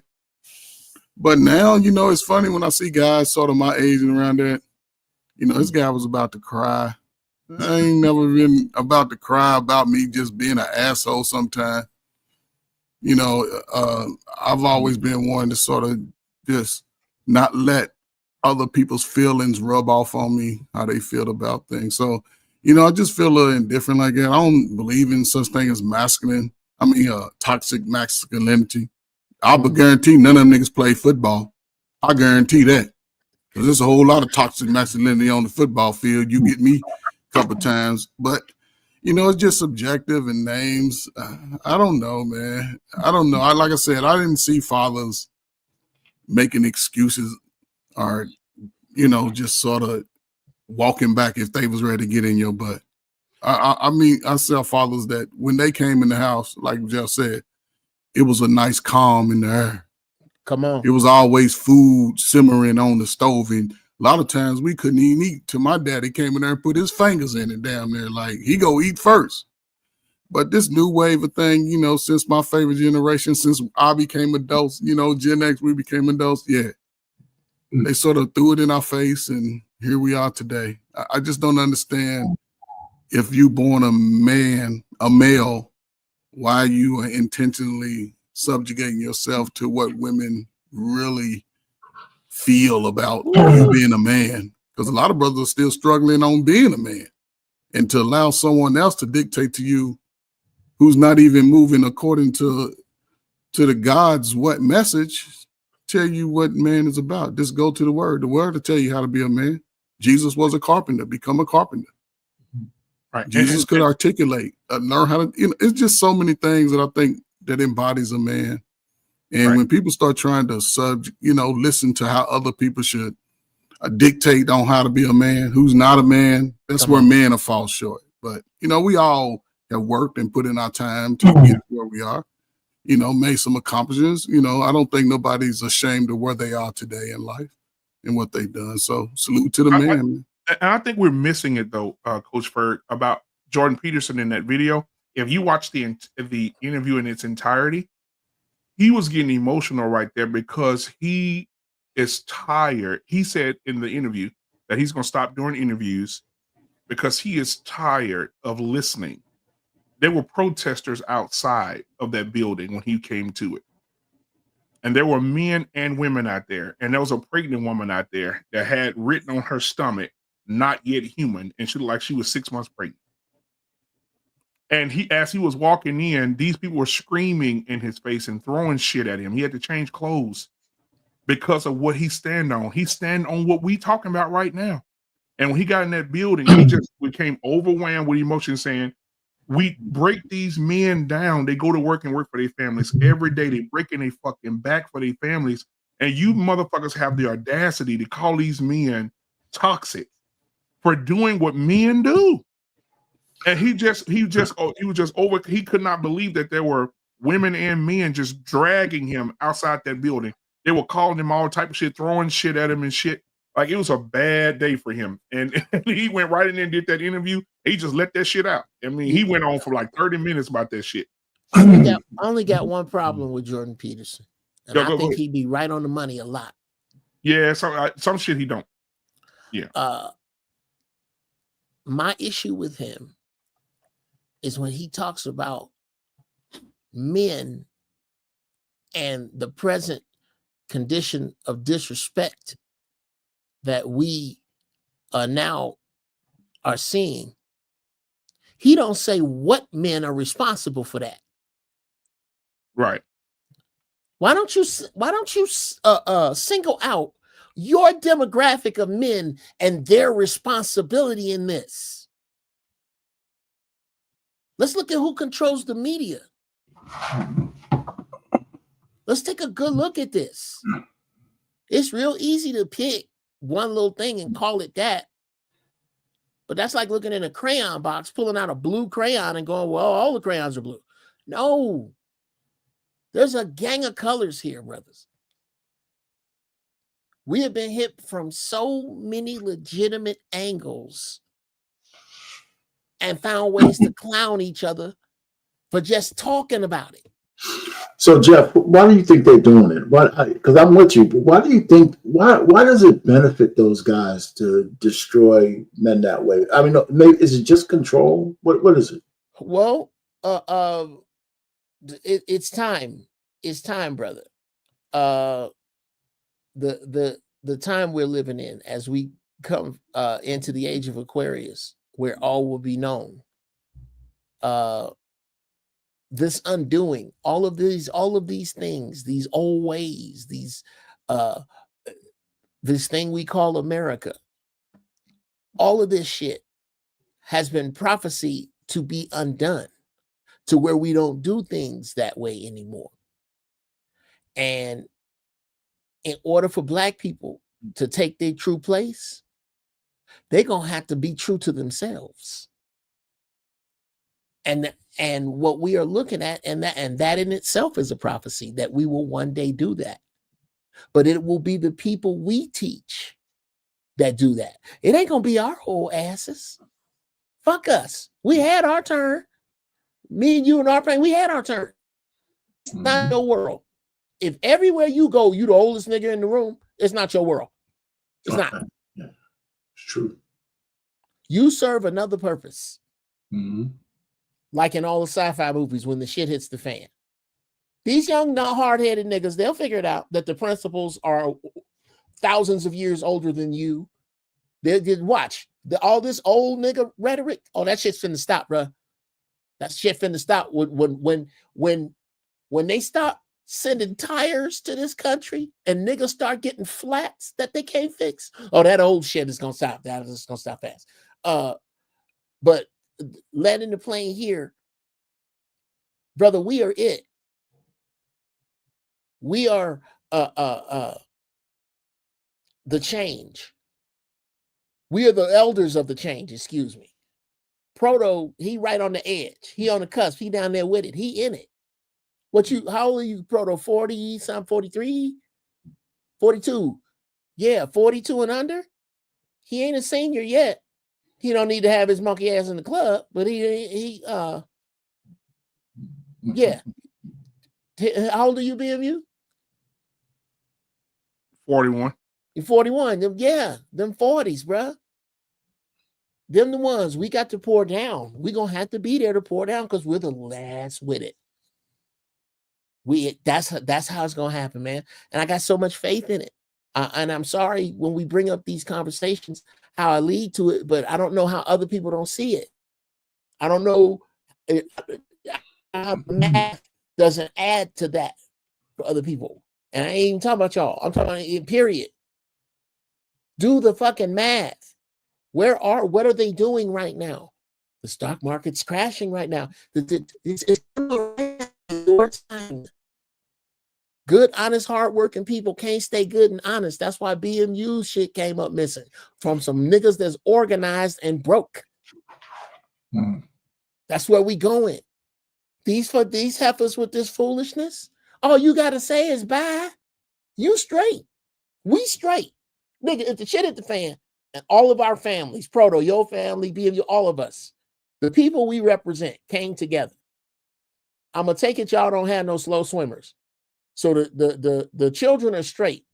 Between us, we know what we need to know. Somebody's smart enough. And if not, there are other clans like us that are like this after this shit goes to shit. Nigga, come in here with some foolishness and ain't no laws. There are laws. Take you and your foolishness and get the fuck on. and anybody else that's rolling with that can leave with them. Do you know how strong that community would become? How strong are the grandchildren of a community made up of us 6? Bruh, that's where we going. It ain't no room for shit else. This is the only way forward. And I defy somebody to argue that. How? How, Sway? Argue that shit. And any youngster, argue it. It's here now. I was talking this shit 10 years ago. It's here now. It's outside. The beast with 7 heads probably got you double parked, nigga. It's here. So yeah, that's, I guess, I hope I answered it, R-Pain. Because if not, I'm from this high, that's as close as I can get to the point. My only thing is, just what Jordan Peterson said, I mean, all this stuff is good. I just think that he gets emotional a lot for a lot of reasons. I try not to argue with people again on the fact that I don't believe in toxic masculinity. I just want to let them know that there's one person in the room ain't buying that bullshit. I had a friend of mine, his father worked in a white school district, and when he retired, he told my frat brother, he said, listen, I don't know what good I did. Things are still the same. I said, well, tell your father that when he was in the teacher's lounge, when he was there, at least there was no nigger jokes when he was in that lounge. That's the difference he made. That's one of the differences he made. I was just saying it that way because he made a difference. They'd have to come right when he was in there. And so sometimes you can't feel the difference you make by when I just challenge people when they say that bullshit, right?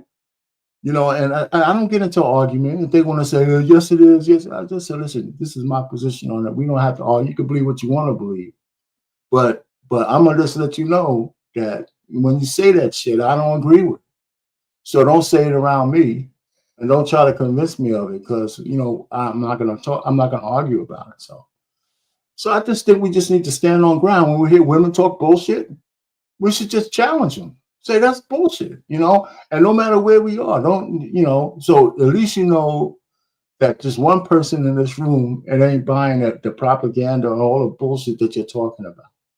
And I think sometimes this is the most you can do for that particular person or situation. So I'll just land it there.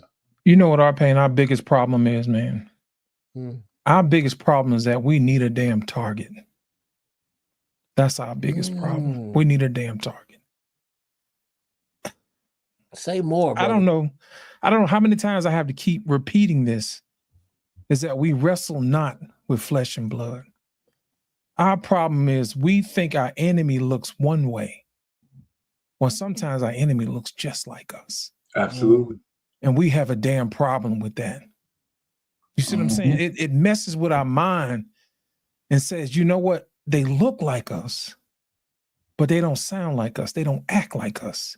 They don't move like us. Let me tell y'all something. If I have never sat at the feet of wiser men than me, I assure you, I would be destroyed. I don't discriminate against what's against me because I close my eyes and I use my ears. And if it does not agree with my spirit, that is the enemy. Because closing my eyes frees me from having to make a decision that doesn't agree with my heart. And sometimes your head has to override your heart to make the correct decision. You see what I'm saying? I'm going to give you an example. Say, for instance, you fall in love with this woman. Now, all of a sudden, one day she wakes up and she is totally antithetical to everything that you believe in. Do you have the courage to tell her to go? Even though there's something in you that's selfish, that's buried in your ego and said, that's mine. Do you have the courage to say, you know what? This ain't good for me. I'm gonna have to let you go. It is at that point where you wrestle against your ego and your id. And you have to say, hey, look, this ain't from me. This is not of me. This is not bone of my bone. This is not flesh of my flesh. I know what it looks like. Mm-hmm. And that's what happens with us, man, in politics.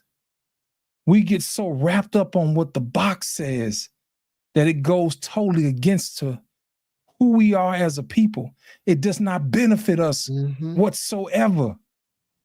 But for some reason, just because it's a lot of people over there that looks like us, the people who've taken care of us, the people who've said, you know what, I will be with you to the end of the road. And it messes with our brains when what they stand for no longer resonates with us. That's why I say we don't wrestle with flesh and blood, but a principalities of wicked places, people in high places. And my thing is you have to have the courage to understand who you're dealing with. You don't have to worry about the women and the children coming for you. Wait until the demons show up. Wait until they show up in your bedroom late at night and push your bed around. You see what I'm saying? And dare you. That's your enemy. Sometimes they will dress up in the very people who you claim to love and the very people that they claim to love you. And at that point, you have to make a decision. Oh, it's easy to fight somebody who don't look like you. Oh, yeah, they don't fit in. But the very moment they show up and it looks like somebody that's supposed to be around you, that's when we hesitate. And that's when the devil gets you. I agree. I agree. And listen, I don't know if you finish up. If you're not, go ahead. Go ahead. No, listen, man. The number one. Listen, our number one predator as black men is the black woman. I could tell you that right now. It's not all of them, but it's enough to make a difference. It's not all of them, but it's enough to make it. There's nobody I hear say more shit about what they think about us than black women.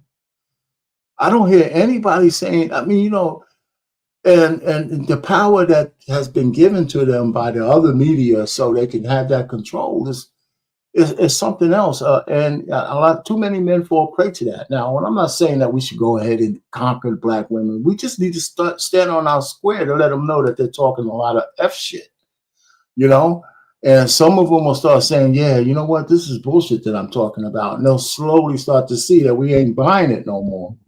But like in general, I think the number one predator of men is women, just like we're the number one predator as well, especially if we're out of character or out of nature. So, so when I sit down here, okay, we could point, it's easy to point at the white man and this program that they got going on. But the people who hurt us the most, it ain't them. It ain't them. We, not that I see, because on the level that we're getting hurt is more emotional. It's more that kind of thing that we need to, that kind of thing that the intangible. I mean, physically, of course, but they got all the numbers. But the people who can get closest to us, like you said, are people who look like us. And again, I always say it's not all, but it's enough to make a difference. I could be wrong, but the way I look at it, it's just what I see. And maybe I'm the YouTube, not YouTube, but the social media streets kind of gave me the broad view of that. Because on an individual basis, you might not be able to see it if you're on social media. But as a collective, that's like the demon runs really strong through a streak of certain kind of women, and they play on it big time. It's getting stronger too. Maybe because it's in its last legs, but it's getting stronger. Come on, Jeff. Okay, Jeff. Maybe set me straight, man. I'm always trying to learn something. I man, you all over it, bro.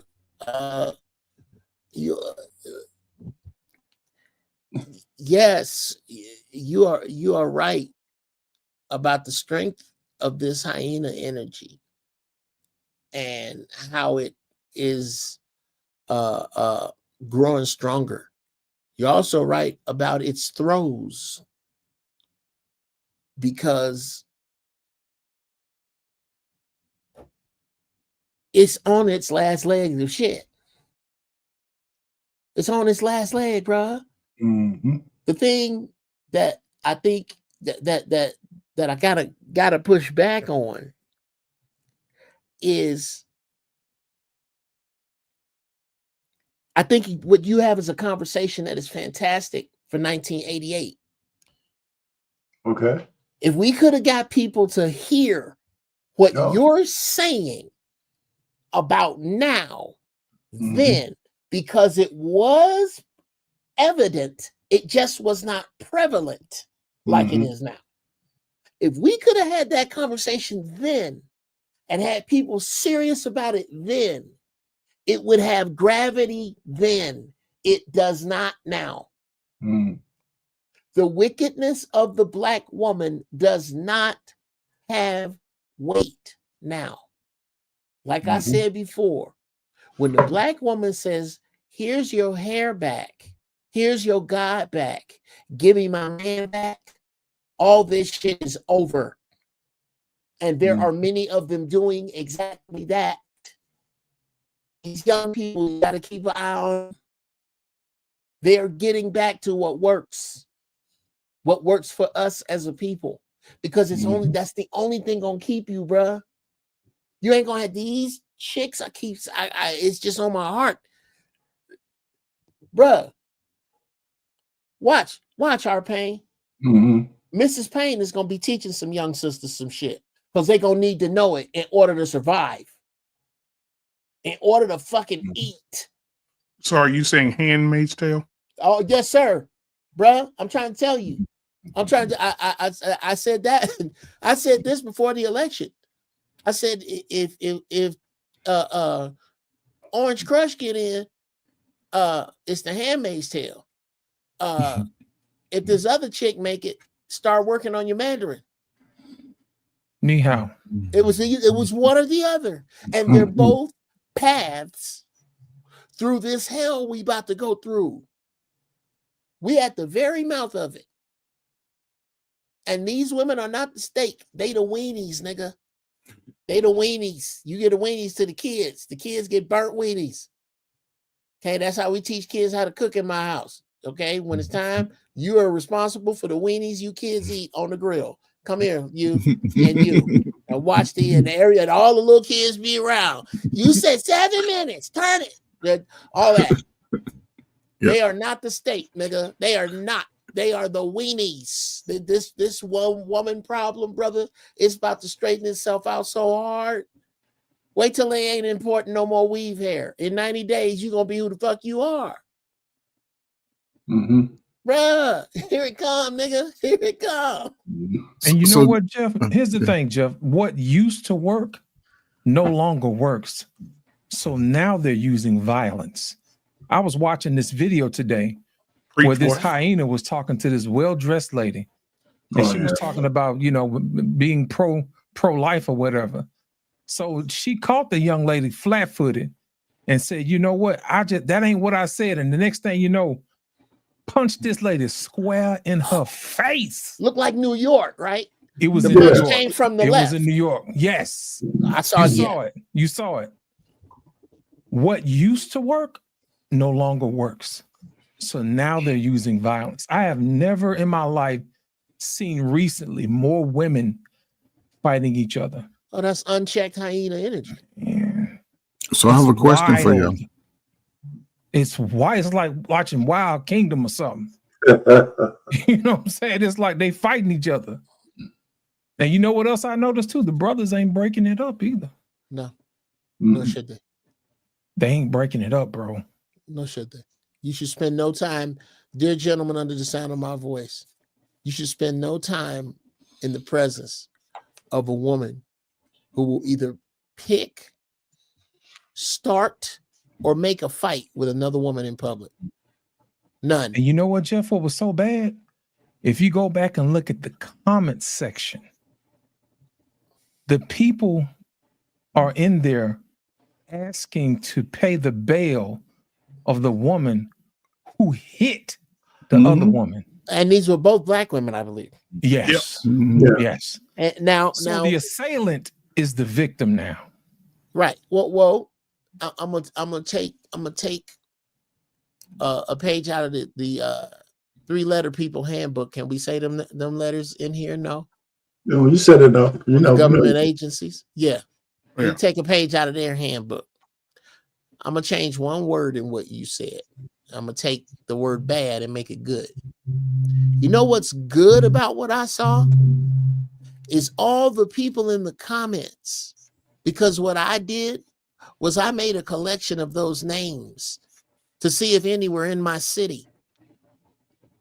And then when I cross-referenced that, I started looking at that girl and her friends. And I put my dudes on it. Yo, dudes of class and of color and of stature that's doing something with yourself, that live here in Cincinnati or Cleveland or Chicago or Miami with me. These broads here co-signed this shit here. Are you dating any of them? Stop. Do you know anybody they dealing with? Because you are who you hang with.